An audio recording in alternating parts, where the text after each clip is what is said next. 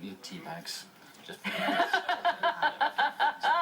I thought I'd just have to read the next script like this, just, and you wouldn't notice. Would you notice that? see, things happen when you're not here with us. We just Carol took me by surprise. Over the weekend, Strictly Come Dancing celebrated Bonfire Night with another explosive show. Chelsea's high-energy Charleston topped the leaderboard, while Russell's bucking Bronco antics disappointed the judges, but rather entertained the audience. It was Lulu and Brendan's turn to leave the ballroom after their tango failed to impress. We're speaking to them in just a moment. They've joined us this morning on the sofa.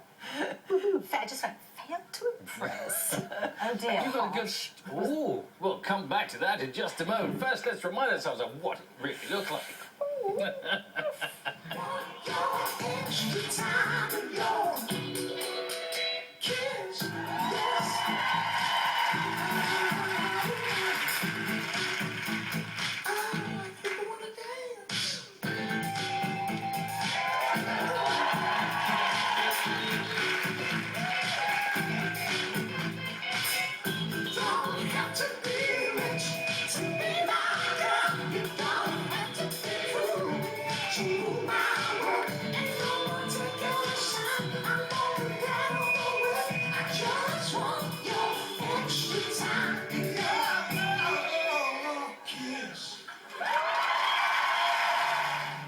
I can now reveal the couple leaving tonight is...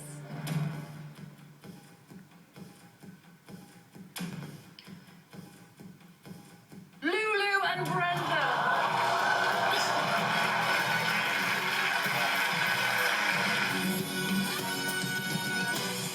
Well, you could tell from the audience reaction that they were shocked, horrified even, that you'd gone, which must have been heartening for you in that moment of utter gloom. I think it's very... I felt numb.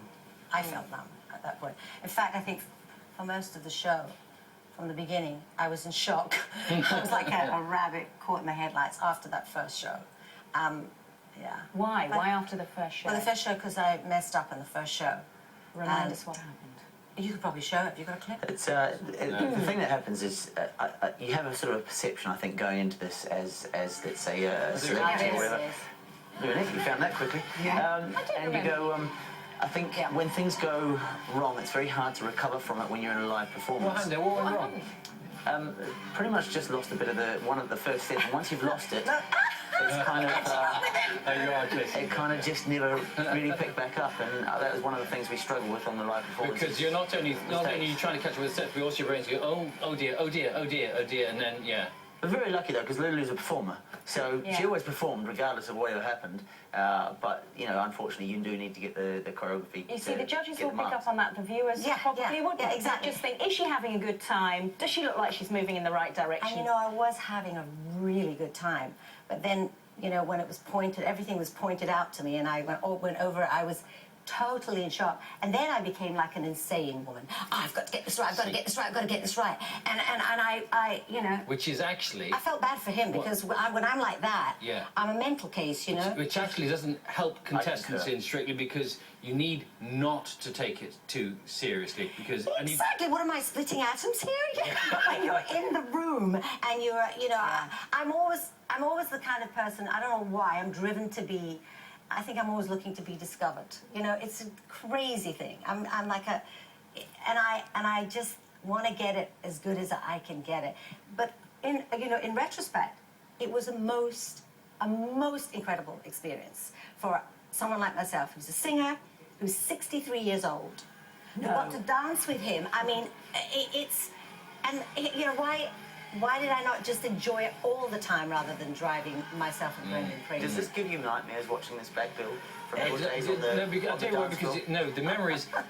You may not have been happy doing it at the time. I was you nervous, will be happy looking back on it later. Yes, and I realise that now. But 27 out of 40, that's a good score. Even if it was your last score, it's a good score. That was 29 out of 40 as well. That was 29. But the scores were big, weren't they? Everyone's. The thing is, this year we've got quite a lot of high scorers. There are 4 or 5 couples that are, you know, getting into the 30s and doing really good routines. So, you know, when we looked back, you sort of, you know where you are in that bracket. You know if you're in the bottom or the middle or the top. We were generally somewhere near the bottom to the middle, and you worry each week, and eventually it becomes your week. So you can't worry too much about it. You just got to get on and do the best you can. Yeah. Do you know how much training the others are putting in while you're doing your dancing? I've heard.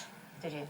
And did that put extra pressure on you? It strikes me that you took this and you became more and more obsessed with getting it right. Yes. And in the obsession with getting it right, the enjoyment perhaps. I know. I mean, I Runs would out of it. obviously enjoy it, but I think I sort of drove myself too hard to be right. And then I would, you know, as you say, get on that stage and be not myself, not relaxed. And loving every minute of it. And nervous. did that, because it suggests in the papers there may have been some differences between you. Certainly there's, I mean, has been sort of... You know, Everybody has their moments in Strictly Come Dancing. No, as you really, well know. Brendan. Did they really? You know, you had your ups and downs, but overall we got in, we worked hard, and Was that it was the that. height The difference? height thing? That was That wasn't a problem. It wasn't a problem. I was hitting him here. It was one of those things. It's not normal. You normally partner with somebody that's about here on you as a man, and obviously we're a foot different. So what I had to do was I had to bend my knees, and that was fine. It was Had to fine. bend I had to try and catch up with him. Well, yeah, Bend your but- knees. Did you find you had to I was bend? constantly in a set position, like Right. in a tango. As you can see it, we're kind of a similar height. So I just adjust. It didn't affect us in the slightest, really. Did it make you uncomfortable? Were you physically uncomfortable? Oh, my legs were killing last week Yeah, in that that's- tango. Wow. Lulu, that's one big thing you've achieved. See, at least you've caused him physical discomfort for several weeks. Yeah, I mean, More I than just enough. have sore ribs, sore legs, sore feet. I mean, it's part of the job. Everybody complains they got blisters and my feet would be throbbing every night. You know, I'd wake up and go, oh, and to stand up. Chelsea Healy and I were saying we couldn't actually get out of bed and put our feet. Oh, it would be so sore. But dancers have that. Yes, You know. I know. A lifetime of it. Exactly. You don't exactly. And know it's the what goes on. I don't It's know, just- and I just had a tiny glimpse Taste of of it, it. this week, because we're doing something for children in need, and it is Ah. hard work, and I can Full on. completely appreciate Yeah. what you're saying. But something it's an like- incredible experience. Yeah. That's what I feel now. That I mean, because as I keep mentioning my age and what I do, this is an incredible challenge. I am really a lucky person, and all my friends, I used to tell you, are all jealous of me. Oh, you're so lucky to be on Strictly. There's actually quite something. There's quite a few of the older generation in the show this year.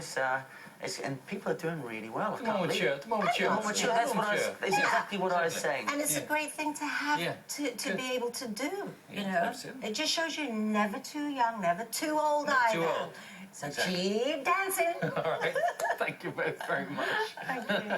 Strictly continues on Saturday night at 6:55 on BBC One. By the way, we mentioned children in need. We have Sir Terry Wogan waiting